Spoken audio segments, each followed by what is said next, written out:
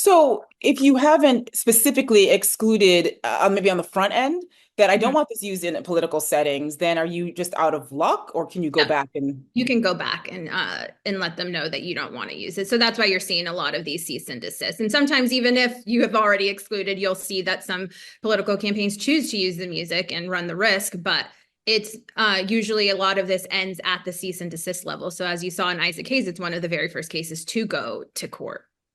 Yeah, and they're saying that they are going to cease and desist, but then they're at least the co-writer is still pursuing again Mhm. the damages. Because again, and if the estate of Isaac Hayes said they're glad that this result happened, but it's not just about politics. They say it's about the brand, the that Correct. it implies endorsement, it damages their reputation. Is this what you hear from a lot of artists? And in terms, like you said, that an artist wants to maintain their image and how they're perceived and the light that they are displayed in. Correct. That's the most important part of an artist's career, their brand, their name, image, and likeness, and how it's being used. So, the element of false endorsement, where a song is being used in a campaign that wasn't approved by the artist, could connote that they're endorsing this candidate without, and then it doesn't have any permission to do that.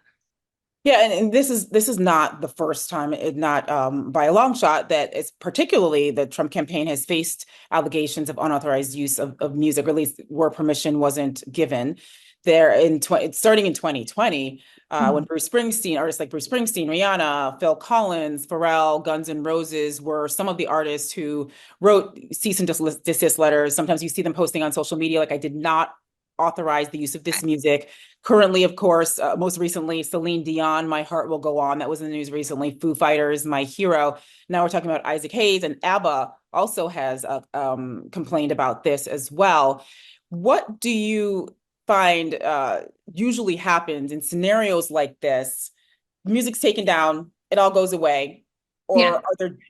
is there ever a situation where an artist has gotten damages from, in particular, a political campaign where this has happened? I'm not sure about any particular cases. I know that in the Isaac Hayes case, they are making the claim that there are punitive damages due to potential losses in other licensing because they were falsely it appears to them like they were falsely endorsing the campaign. So if they're able to prove that they lost out on other licensing opportunities for not just this song but any other of their works, then they would be able to prove additional damages.